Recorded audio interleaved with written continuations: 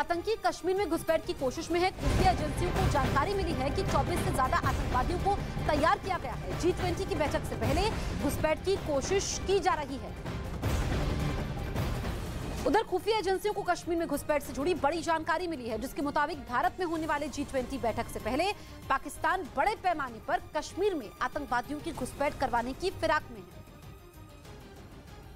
और इसके लिए LOC से सटे अलग अलग लॉन्च पैड पर आतंकवादियों को घुसपैठ के लिए तैयार किया जा रहा है। खुफिया एजेंसियों का दावा है कि 24 से ज्यादा लश्कर के आतंकी कश्मीर में घुसपैठ की कोशिश में हैं और इन सभी आतंकवादियों को ज्यादा से ज्यादा ग्रेनेड अटैक करने के आदेश मिले हैं। खुफिया एजेंसियों को मिली जानकारी के मुताबिक लश्कर और जैश के आतंकी पुलवामा के राजपोरा में सुरक्षा बलों और कश्मीरी पंडितों पर ग्रेनेड हमला कर सकते हैं। हालांकि भारतीय सेना ने इस जानकारी के बाद सीमा पर चौकसी बढ़ा दी है, ताकि सीमा पार बैठे आतंकियों और उनके आकाओं की मंसूबे पर पानी फेरा जा सके।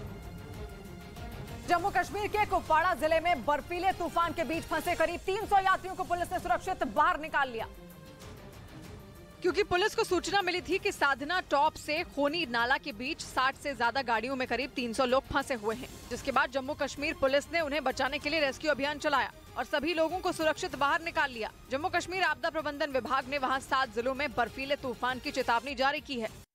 बड़ी खबर जम्मू कश्मीर से आ रही है। NSG की टीम उस जगह पर पहुंची है जहां आतंकी हमला हुआ था, जहां वारदात हुई। उस पूरे इलाके की घेरेबंदी NSG ने की है। सर्च ऑपरेशन को भी तेज कर दिया गया है। वहीं सूत्रों के हवाले से खबर है कि इस हमले में स्टिकी बम का इस्तेमाल किया गया था। गुरुवार को ये आतंकी हमला होता है, जिसकी जिम्मेदारी PAFF यानी पीपुल्स एंटी फासिस्ट फ्रंट लेता है। अब जो जांच है वो NIA भी कर रही है और जानकारी ये मिली है। इस वक्त की सबसे बड़ी खबर यह है कि NSG की टीम पहुंची है जहां पर ये ट्रक पर हमला होता है, जिसमें हमारे 5 जवान पुंछ में शहीद हो जाते हैं और NSG की टीम ने पूरे इलाके की घेरेबंदी की हुई है और सर्च ऑपरेशन को तेज कर दिया गया है। ये भी जानकारी सामने आई है कि स्टिकी बम का इस्तेमाल हुआ। प्रशांत मेरे सहयोगी इस वक्त लाइव मौजूद हैं। प्रशांत, आपने कल भी यहां से तस्वीरें दिखाई थी, अब NSG की टीम पहुंची है और क्या जानकारी मिल रही है?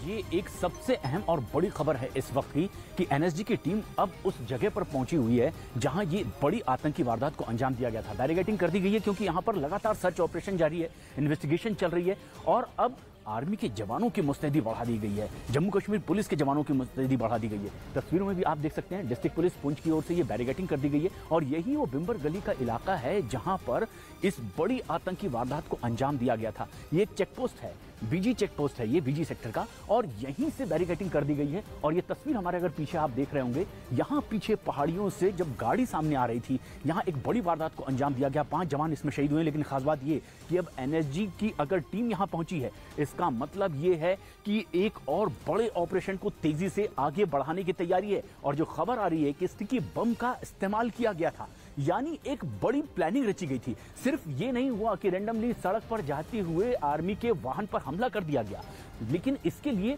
पूरी तैयारी की गई थी। और यहाँ पर जबकि हम BG चेक पोस्ट पर मौजूद हैं और जम्मू कश्मीर पुलिस के जवानों की मौजूदगी है और पुख्ता यहाँ पर आर्मी के जवानों की सुरक्षा और कर दी गई है। लेकिन खास बात यह है कि इसी तरफ से जब वो गाड़ी सामने से गुजर रही थी, बताया ये गया है कि 3 आतंकियों ने यह हमला किया। एक ने प्रशांत, आप रहिए हमारे साथ, आपके पास हम लौटेंगे। और खबर ये भी मिल रही है इस हमले में स्टिकी बम का इस्तेमाल किया गया था। ये बड़ी खबर सूत्रों के हवाले से मिल रही है। तो एक एक करके अब जानकारियां सामने आ रही है, जैसे जैसे जांच आगे बढ़ती जा रही है। गुरुवार को यह आतंकी हमला होता है जहां पर 5 जवान हमारे शहीद हो जाते हैं और अब ये जानकारी मिली है कि इस आतंकी वारदात में स्टिकी बम का इस्तेमाल किया गया था। ये बड़ी जानकारी सूत्रों के हवाले से मिल रही है और मेरे सहयोगी अमित इस वक्त फोन लाइन पर मौजूद है। अमित, अब स्टिकी बम के इस्तेमाल करने की खबर सामने आई है और क्या जानकारी मिल रही है? देखिए, ये Chinese made high and explosive था जिसको स्टिकी बम के तौर पर इस्तेमाल किया था। ऐसी जानकारी अभी तक जांच एजेंसी को सामने आई है और बाकायदा पूरी साजिश के तहत इस बम को स्पेसिफिक टारगेट पर निशाना बनाने के लिए प्लांट किया गया था। पिछले 1 साल में ये तीसरी ऐसी वारदात है जब स्टिकी बम के इस्तेमाल करने की बात आई है और एक बार फिर पूरे के पूरे चेन की तफ्तीश की जा रही है। आखिरकार एक्सप्लोजिव को कहाँ इकट्ठा किया, कैसे बनाया गया और किन लोगों ने प्लान किया। लेकिन स्टिकी बम है और चाइनीज मॉडल का ये ग्रेनेड था, ये अहम जानकारी जांच एजेंसियों के सामने अभी तक आई है। ठीक है अमित, शुक्रिया आपका इस तमाम जानकारी के लिए। मेरे सहयोगी प्रशांत इस वक्त ग्राउंड जीरो पर मौजूद है। प्रशांत, अब ये स्टिकी बम का इस्तेमाल हुआ है, यानी कि अगर हम देखें इस साल दूसरी बड़ी आतंकी वारदात और इसमें अब खुलासे हो रहे हैं जैसे जैसे जांच आगे बढ़ती जा रही है। ये एक बेहद अहम और बड़ी जानकारी है कि स्टिकी बम का इस्तेमाल किया गया था और इसकी योजना बनाई गई थी और फायरिंग इसीलिए की गई थी कि गाड़ी रुकेगी और फिर एक बड़ा धमाका होगा जिसमें रसद लेकर के ये जवान आगे बढ़ रहे थे। हमारे ठीक पीछे वो पहाड़ियां अगर आप देख रहे होंगे, बस कुछ किलोमीटर के बाद ये बॉर्डर जिले से यहाँ पाकिस्तान की सीमा भी लगती है और बताया ये जा रहा है कि इस तरह की साजिश पाकिस्तान की तरफ से, ISI की तरफ से लगातार PFF को तैयार किए जाने की तैयारियां पिछले कई दिनों से चल रही थी, क्योंकि कई दिनों से जिस तरह से अमन और शांति का माहौल लगातार आगे बढ़ता दिखाई दे रहा था, इसमें खलल डालने की एक बड़ी कोशिश। और इसीलिए जब इस रास्ते से वो गाड़ी आगे बढ़ रही थी तो यहां पर फायरिंग की गई है, स्टिकी बम का इस्तेमाल किया गया है और निशाना लगा करके जवानों पर यह हमला किया गया है। ठीक है प्रशांत, आप नजर बनाए रखिए, आगे भी हम आपसे अपडेट लेंगे। इस बीच बड़ी खबर आपको बता दें, देश में कोरोना के बढ़ते मामलों को देखते हुए केंद्र सरकार ने 8 राज्यों को चिट्ठी लिखी है। केंद्र की ओर से कहा गया है कि ये कोरोना को लेकर की जा रही निगरानी को मजबूती देने की जरूरत है।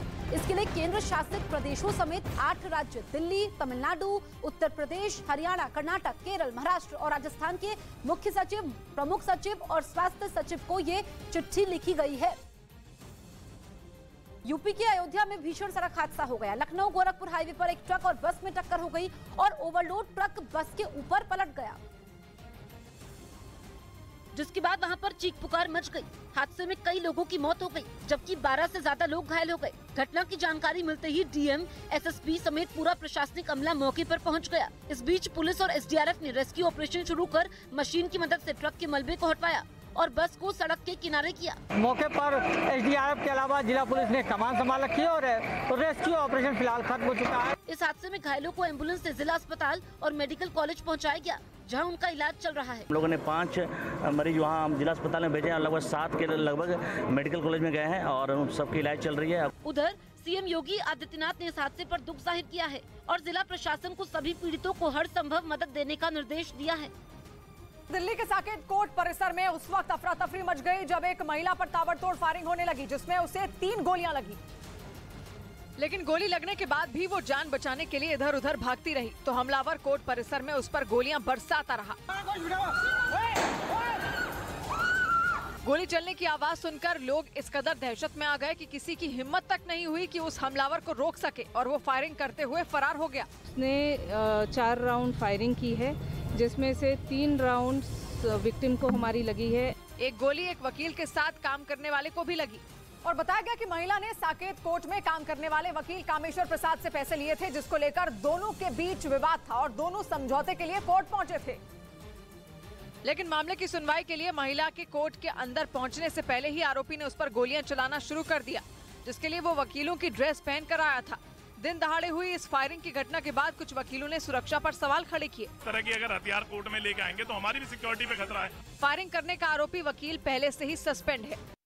पश्चिम बंगाल के उत्तर दिनाजपुर में रेप के बाद एक नाबालिग लड़की की हत्या कर दी गई, जिसके बाद लोगों का गुस्सा फूट पड़ा और सड़क पर शव के साथ लोग प्रदर्शन करने लगे। सड़क पर टायर जलाकर पुलिस पर पथराव किया, जिसके बाद पुलिस ने भीड़ को काबू में करने के लिए लाठीचार्ज किया और आंसू गैस के गोले भी दागे। प्रदर्शनकारी आरोपियों के खिलाफ सख्त कार्रवाई की मांग कर रहे थे। দুজনকে আমরা কেস স্টার্ট করে অ্যারেস্ট করেছি, সেখানে সাথে একটা পয়জনের মতো বটল পড়ে আছে। वही बताया गया कि लड़की गुरुवार शाम से ही लापता थी, जिसका शव नहर में मिलने के बाद लोग भड़क गए। जब गांव में पुलिस शव को कब्जे में लेने पहुंची तो लोग विरोध करने लगे। श्रीलंका को दिए कर्ज को वापस लेने के लिए चीन ने बेहद घटिया प्लान बना डाला। खबर है कि चीन ने श्रीलंका में हमम्बुन टोटी